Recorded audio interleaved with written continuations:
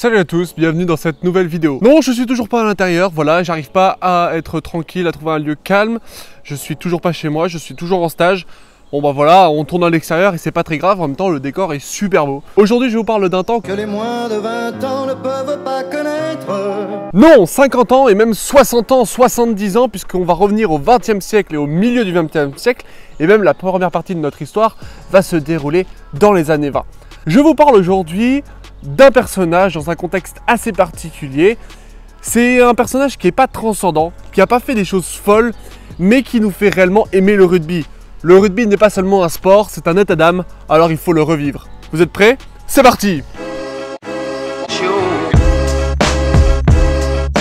On est dans les années 20 et le rugby s'implante de plus en plus en France. On est au sortir de la guerre, la vie reprend son cours. Et à cette époque, il y a un village qui va adorer le rugby. Cette ville aujourd'hui, c'est Lézignan. Faut dire que là-bas, le rugby, c'était vraiment une raison de vivre pour tout le village. Tout le monde aimait le rugby et tout le monde faisait des coups bas lorsque les équipes adverses venaient jouer à Lézignan. Par exemple, on a cette anecdote d'étudiants de Toulouse, originaires de Lézignan, qui ont ramené de leurs études un squelette dans leur valise et l'ont placé dans le vestiaire de l'arbitre. Ce dernier qui arrive se retrouve face à une situation bien cocasse et demande l'origine de cette mascarade en fait. Et les étudiants n'ont pas manqué de préciser que c'était l'ancien arbitre qui avait été installé là.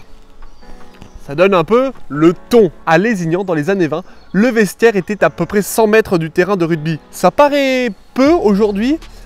Je peux vous dire qu'à l'époque, en cas de défaite locale, ça puait. Fallait vraiment courir. Les mecs, c'était des fous à l'époque. Tout le monde à Lézignan pense rugby, respire rugby et les joueurs là-bas sont extrêmement bien entraînés. Comment vous allez dire? C'est simple, par la course. Ils courent tout le temps. Les joueurs de rugby là-bas s'entraînent à la dure. D'ailleurs, tout est rude là-bas. Hein. Le climat, il fait super chaud tout le temps. Ça rôtit les collines, il n'y a pas un pet d'ombre. Les vignes, elles étaient toutes tortueuses parce que là-bas, c'est un territoire agricole viticole, notamment connu pour les corbières, notamment le vin précieux là-bas. Et surtout, il n'y a pas un pet d'herbe. Si bien que si on en voit un petit peu, on se pose la question que si c'est pas un gars qui a été enterré ici et que son corps repose aujourd'hui. Sacrée ambiance. C'est dans ce contexte intrigant que nous allons nous focaliser sur un personnage. Et ce personnage, c'est Paparou. C'est ce qu'il est. Ce joueur, c'est Antoine Wissé. Alors on peut dire Wissé ou Wisser. Actuellement, en fait, c'est un Français, donc moi je vais l'appeler Wissé. Hein, voilà, c'est comme ça, c'est clair pour tout le monde.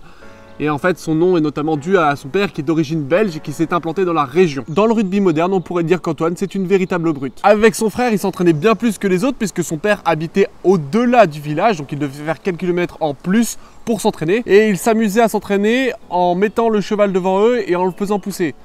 Sauf qu'en 6 mois, le cheval, il est mort. Il tenait pas. Les mecs, c'est des malades, c'est fou. Aujourd'hui, on pourrait dire que c'est des brutes qui pensent pas du tout. Et c'est vrai qu'honnêtement, ils se servent pas trop de leur cerveau, mais plutôt de leurs muscles. Par exemple, lors d'un match à Narbonne. On est à la première mêlée du match et normalement, ça donne le ton pour toute la partie. Et vous vous en doutez que si je raconte cette histoire, c'est pas pour rien. Première mêlée du match, il esquive un coup de poing. Donc, se disant qu'il avait bien sûr reçu, il fallait maintenant donner. Deuxième mêlée du match, il prend 2 doigts dans les yeux au point de se les faire arracher. C'est vous dire que c'est une autre ambiance à l'époque le rugby. Finalement, il va répondre à la 3e mêlée en mordant son adversaire à l'oreille. Sauf que lui, il se tord de douleur évidemment parce que se mordre l'oreille ça fait mal. Et surtout qu'à l'époque, on mord pas, on mordit pas, hein, on y va sec. Ce joueur se redresse, sauf que le morceau de l'oreille droite lui reste entre les dents à l'ami Antoine. Bien évidemment, l'arbitre va arrêter le match et va demander quel est le responsable de cet attentat. Sauf que le Antoine, lui, il a compris que pour avoir l'innocence, il fallait mieux cacher l'affaire. Donc il se met à bouffer l'oreille. En plus, c'est horrible, c'est la sensation d'un caoutchouc qui vous rentre dans l'œsophage qui est en direction de l'estomac. Oh. Évidemment, le match s'arrête et tout le monde cherche le restant de l'oreille, sauf que vous devinez bien qu'on va pas la retrouver. Et finalement, l'affaire sera classée sans suite. Deuxième petit exemple pour vous montrer qu'Antoine, c'est pas quelqu'un à chauffer. On est en 1929 et les Maoris, les fabuleux néo-zélandais, sont en déplacement dans toute l'Europe. Et ils vont venir jouer un match à Narbonne. Il y a donc une sélection qui est faite avec tous les joueurs de la région. Il faut savoir qu'à l'époque, le rugby était bien implanté dans le sud-est.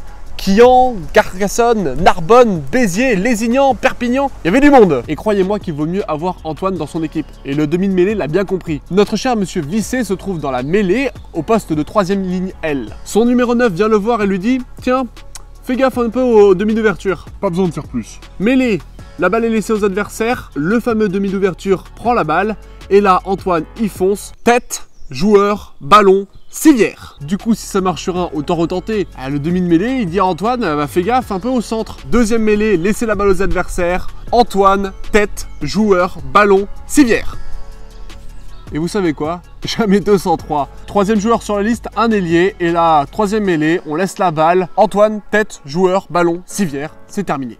Bon, évidemment, Antoine, il se retrouve avec 2-3 bobos sur la figure. Un peu, bon, une arcade sourcilière ouverte, ça n'a jamais tué personne. Et c'est là que le demi de mêlée, qui a compris un peu son erreur, vient le voir et dit maintenant, t'occupes plus de personne parce que sinon, ils n'auront pas assez de joueurs pour finir le match. Et on parlait des Maoris. Et à l'époque, les Néo-Zélandais étaient réputés notamment pour leurs arrières. C'est pour ça qu'on les appelle aujourd'hui les All Blacks.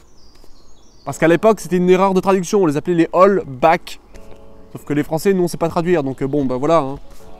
TD6 en anglais. Antoine, ou Paparou maintenant, va être extrêmement important pour la région de Lézignan. Il va notamment contribuer à l'arrivée de la départementale et il va ouvrir un restaurant pas loin pour permettre à tous les camionneurs de s'y arrêter. Bon, ça est parce qu'il avait aussi une maison close, mais l'histoire ne retiendra pas ça. Quoique l'histoire n'a retenu presque que ça, mais bon, je passe les détails. Paparou, c'est un gars qui essaie de s'en sortir au mieux. Il a eu quelques ennuis avec la justice. Bon, il a perdu aussi sa femme, il a vécu quand même des épreuves. Mais vous savez quoi, le rugby, c'est un sport de copains. Et 32 ans après le match où il avait bouffé une oreille, il retrouve le gars qui vient dans son restaurant. On pense qu'il va se faire péter la gueule, littéralement. Mais pas du tout. Ils vont vivre un bon moment de retrouvailles, ils vont revivre ces moments d'histoire et ils vont se bourrer la gueule comme deux amis qui se sont retrouvés depuis 30 ans. C'est une belle morale pour montrer que le rugby c'est quand même un sport de copains. Cette histoire elle est néanmoins toute simple et pourtant en fait c'est l'essence même du rugby. À savoir qu'il faut comprendre de là où on vient. Le rugby avant c'est un sport de clocher. Certes les gars sont brutaux, il y a des mecs intelligents, des mecs un peu plus forts et en fait le rugby ça fait partie littéralement de leur vie. Voilà c'est tout pour cette vidéo, j'espère qu'elle vous aura plu. Si c'est le cas n'hésitez pas à me le dire et à me le faire savoir en commentaire. Sur ce, portez-vous bien et n'oubliez pas, allez les bleus!